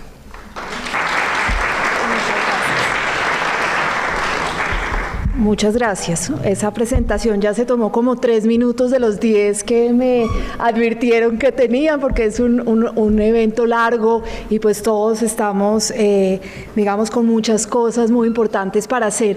Yo lo que quisiera en los 10 minutos que me quedan, simplemente quisiera empezar por agradecer a la doctora Marilucero Novoa, la directora de la Escuela Judicial Rodrigo Lara Bonilla, por haberme invitado a participar en el proceso de creación de un módulo de formación para jueces y jueces. Creo que es una herramienta muy importante de gestión y de creación, digamos, de una rama judicial que es más responsable con el país, y entonces me siento muy honrada por esa invitación.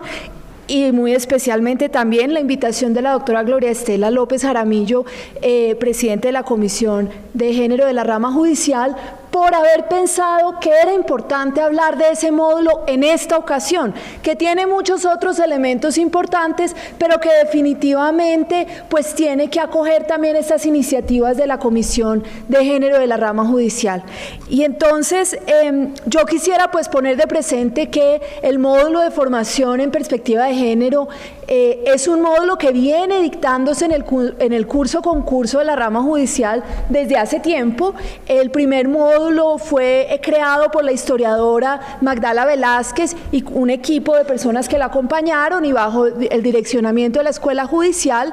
Ese módulo pues viene siendo utilizado, está muy vigente, es muy importante. Yo admiro mucho a Magdala Velázquez y definitivamente creo que ese es un material que se tiene que seguir usando.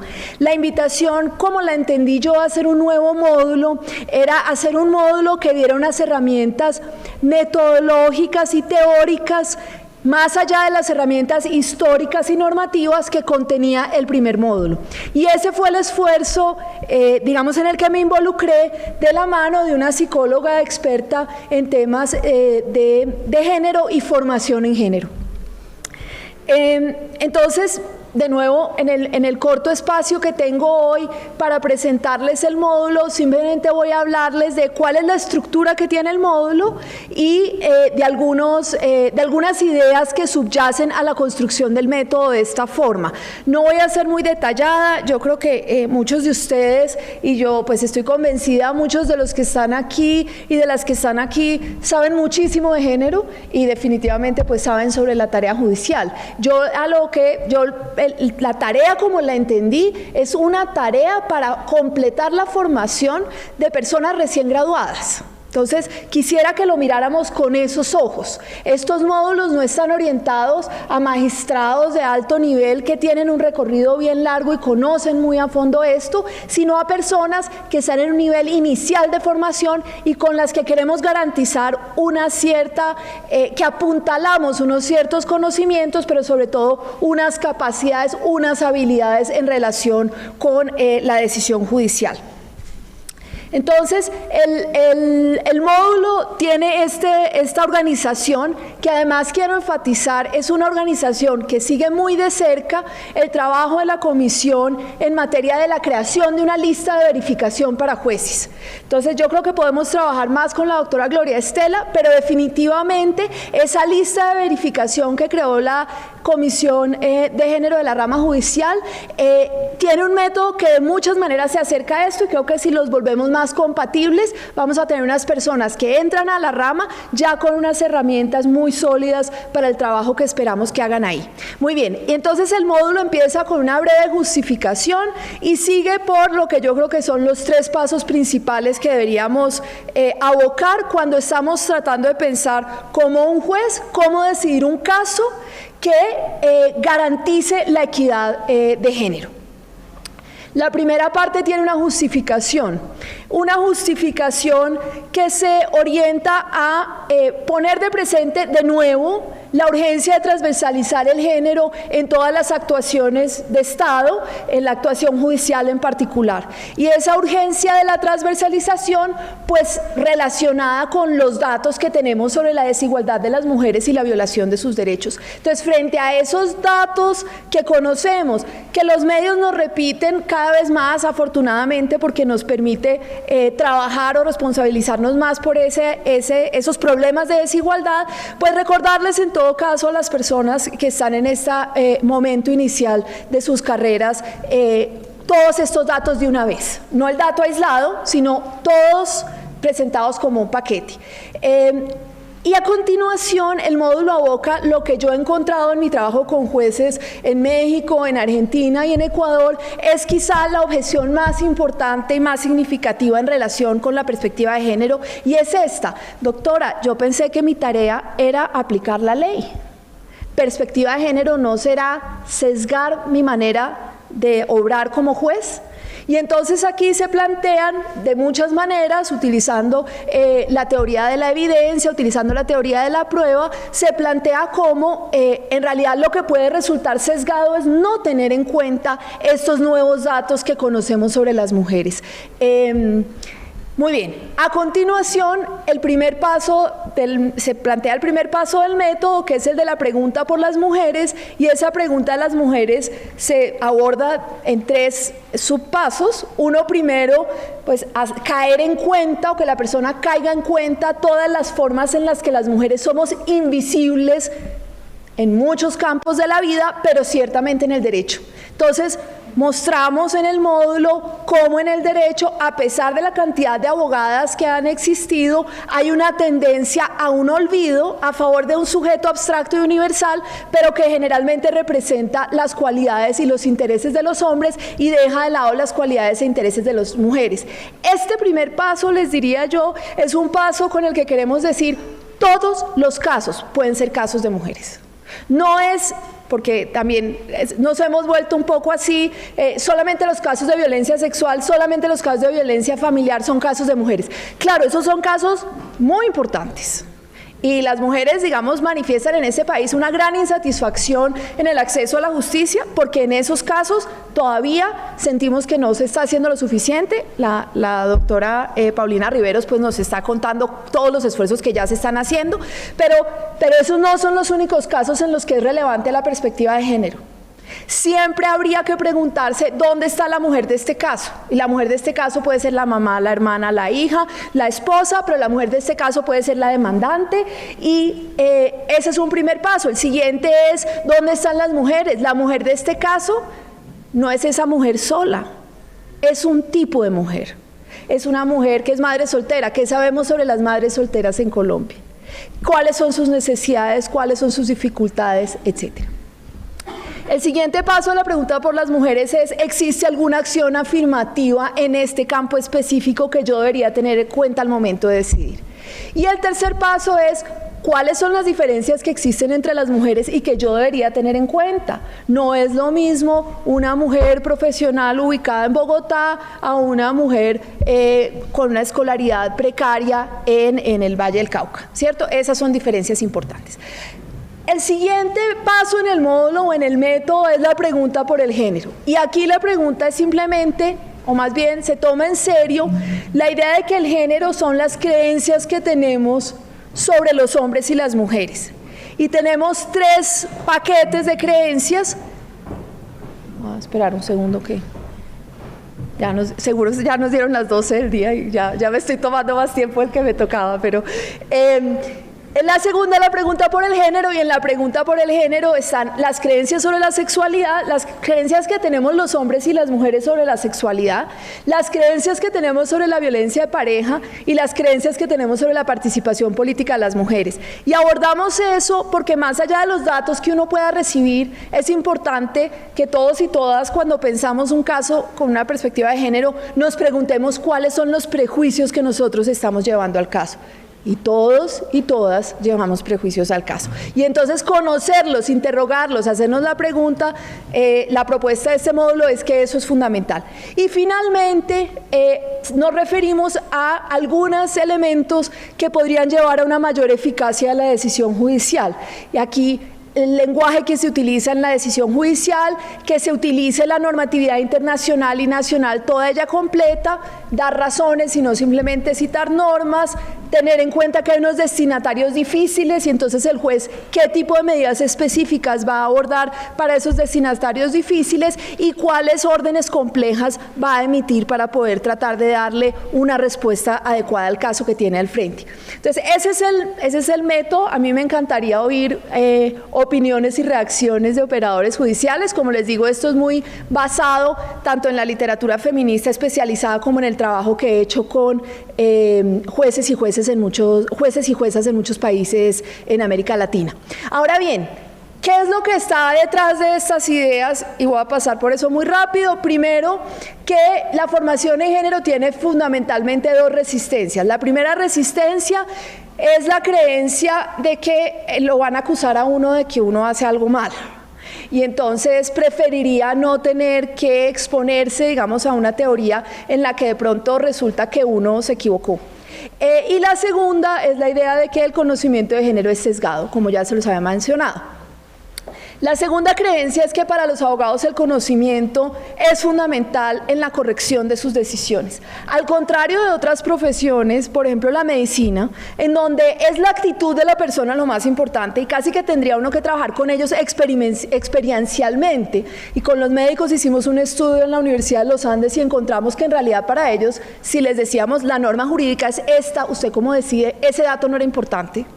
Era más importante su propia perspectiva médica, entonces había que trabajar en su sensibilización. Con los abogados y encontramos que los abogados, una vez conocen a fondo la norma y están persuadidos, los abogados aplican la norma. Digamos, no tienen otros marcos de referencia que los alejen de esa verdad. Entonces es muy importante por eso la formación y que el conocimiento sea completo. Finalmente, también la teoría de este módulo es un poco que la formación que estamos recibiendo abogados y abogadas es deficiente en materia de género. Nosotros hicimos un estudio en 9 universidades acreditadas con acreditación de alta calidad en el país y encontramos que no les enseñan los derechos de las mujeres a los estudiantes, no se los están enseñando. Los estudiantes casi que se rajaban en los exámenes sobre derechos sexuales y reproductivos y los profesores nos admitieron que ellos no enseñaban los temas que nosotros dedujimos de la CEDAW, que nosotros encontramos en los materiales internacionales como materiales relevantes. Por ejemplo, los libros de la oral prácticamente no contienen ninguna explicación sobre la licencia de maternidad, los profesores de la oral muchas veces no enseñan nada sobre la licencia de maternidad y mucho menos decir que no enseñan la normativa internacional y tampoco el precedente judicial, si acaso a veces enseñan la norma que está en el código. Entonces, hay unos vacíos en nuestra educación y pues vamos a trabajar por mejorarlos todos y todas, pero claro, si eso es así, todavía más urgente trabajarlo a nivel de nuestros jueces. Y finalmente, simplemente quisiera mencionar o para repetir, pues parte de la teoría subyacente es que el conocimiento legal que hoy tenemos está fundamentalmente producido por hombres. Y eso, digamos, aún con los esfuerzos de que el conocimiento fuera neutral, ese conocimiento resulta sesgado. Y entonces necesitamos transformarlo, necesitamos mostrarle a nuestros estudiantes que hay información nueva, doctrinas nuevas y teorías nuevas, y eso, digamos, justifica tener módulos o hacer esfuerzos como el que se está haciendo ahora, y pues por otro lado, que los sesgos que tiene ese conocimiento legal no son neutrales, sino que son sesgos que les producen efectos negativos a las mujeres. Esa es la tarea, yo creo que está tratando, estoy convencida y cada vez que me aproximo más al trabajo de la Comisión de Género de la rama judicial, estoy convencida que estamos de acuerdo en muchos puntos y que por eso están trabajando incansablemente para dar mayores elementos y transformar de una manera, digamos, acelerada, como decía la vicepresidenta. No podemos esperar más a que el natural devenir de las cosas nos vaya llevando a unos cambios en 70, 80 o 100 años. Tenemos la información ya, tenemos las ganas ya y podemos hacerlo ya. Muchas gracias.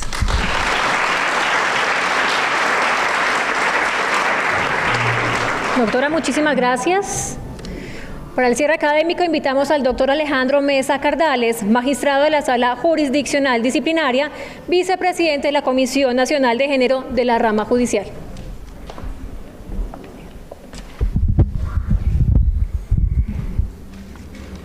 Tengan todos y todas muy buenas tardes.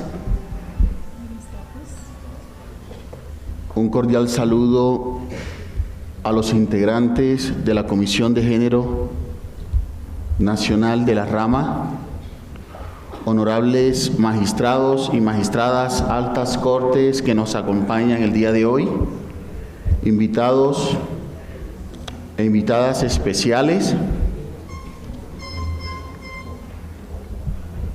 señores de los medios de comunicación,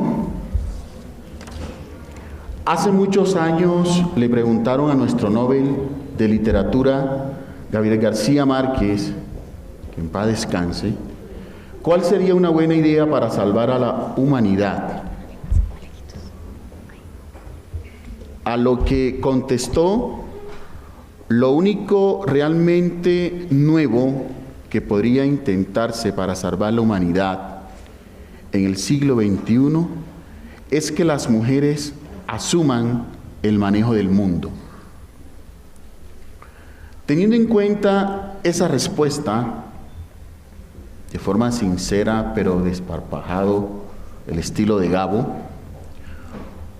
podemos hacer dos conjeturas que podrían resultar pertinentes, a saber, que la mujer en el poder es algo necesario y que la mujer en el poder es algo novedoso.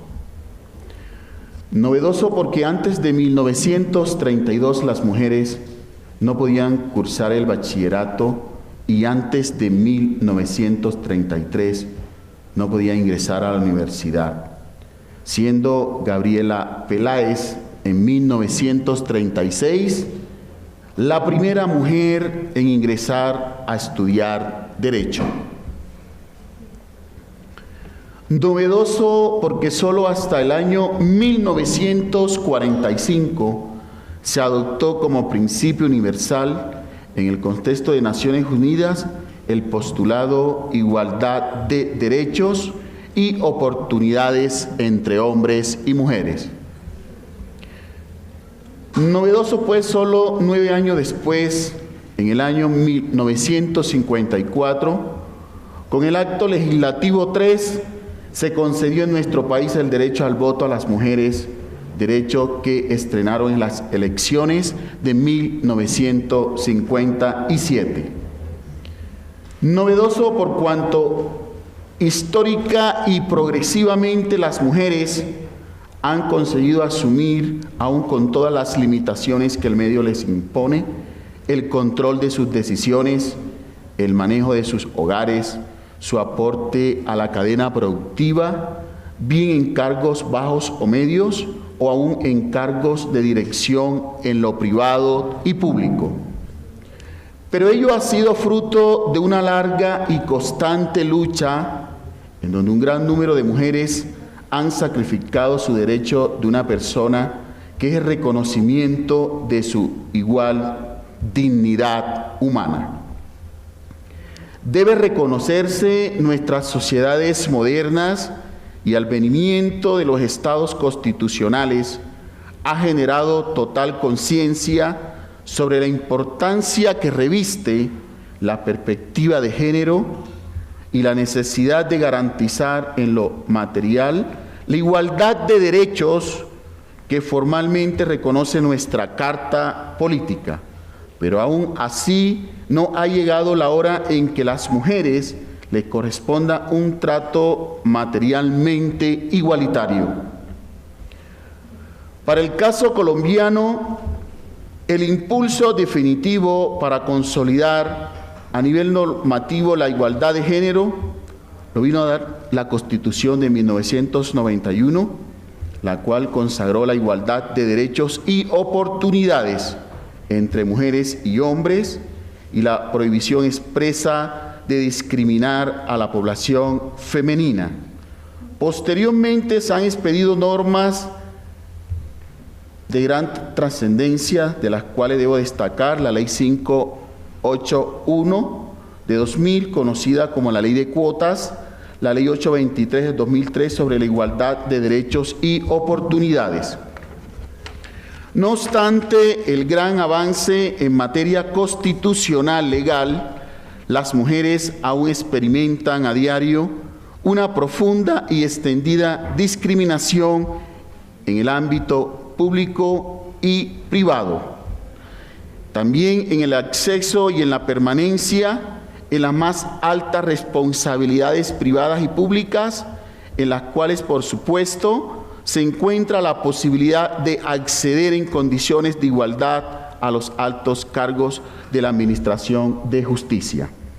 En efecto, y para referir a lo acontecido en nuestra querida rama judicial del Poder Público, en relación con la equidad de género frente a los altos cargos, solo hasta el año 1980 aproximadamente, y mediante un encargo que llevó a su nombramiento en propiedad, fue posible que una mujer ocupara el cargo de magistrada en la Corte Suprema de Justicia, luego en que varias mujeres lo habían intentado, pero en todo caso hace falta mucho por recorrer para alcanzar la igualdad material y oportunidades.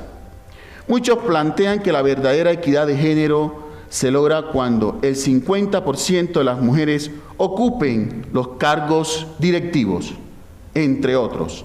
Y si bien nuestra citada Ley 581 solamente impone una cuota femenina del 30% en los cargos directivos, lo cierto es que ese porcentaje difícilmente se cumple, para lo cual resulta ilustrativo analizar la composición por género de nuestras actuales altas cortes.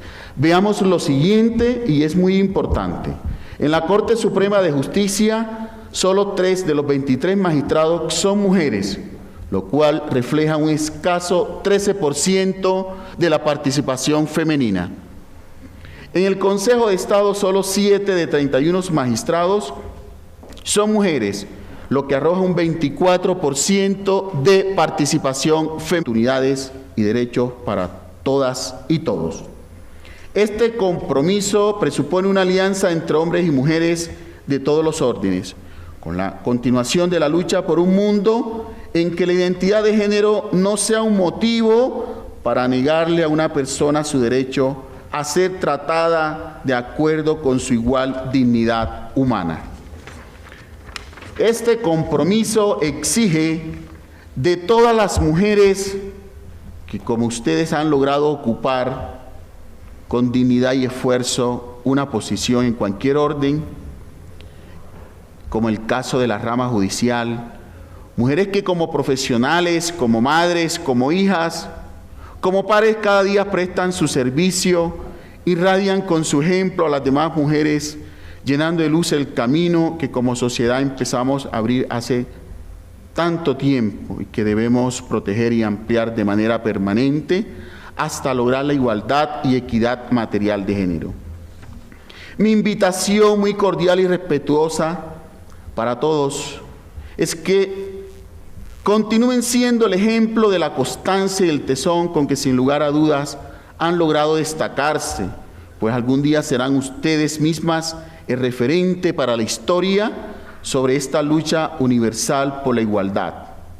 Sigan abriendo la senda y no desfallezcan a pesar de las injusticias de las que a diario son objeto, pues hay otras mujeres observando su ejemplo y tomando valor a partir de él. No pierdan de vista jamás que quien lucha y no se doblega será bastión para su causa y un faro de luz en la oscuridad de los tiempos, como en su momento lo hizo la primera mujer en llegar a ocupar una magistratura de alta corte, como la magistrada de la Sala Laboral de la Corte Suprema de Justicia, la doctora Fanny González Franco, cuya luz tristemente se apagó en la toma del Palacio de Justicia en el año 1985, quien tal y como lo relata la crónica periodística de aquel entonces, presintiendo la inminencia del atroz suceso que estaba por ocurrir, se comunicó telefónicamente con sus familiares para expresarles estas quizás sus últimas palabras.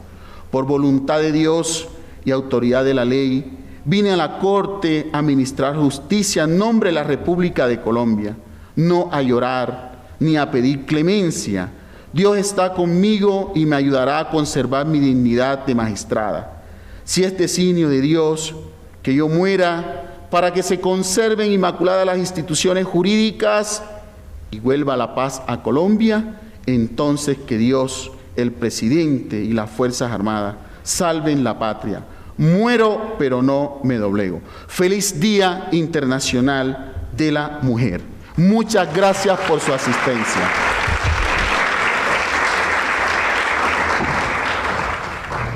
Doctor, muchísimas gracias. En nombre de la Comisión Nacional de Género de la Rama Judicial, les agradecemos a todos ustedes su asistencia y, por supuesto, a ustedes que estuvieron conectados por medio de nuestras redes sociales, y gracias también por todos sus comentarios. Les extendemos nuevamente un afectuoso abrazo y un cariño muy especial a todas las mujeres en este Día Internacional de la Mujer. Gracias por lo que somos, gracias porque cada día avanzamos más y hacemos de este país un país mejor. Muchas gracias a todos, nos vemos en la próxima. Soy Joana Uribe, un abrazo para todos.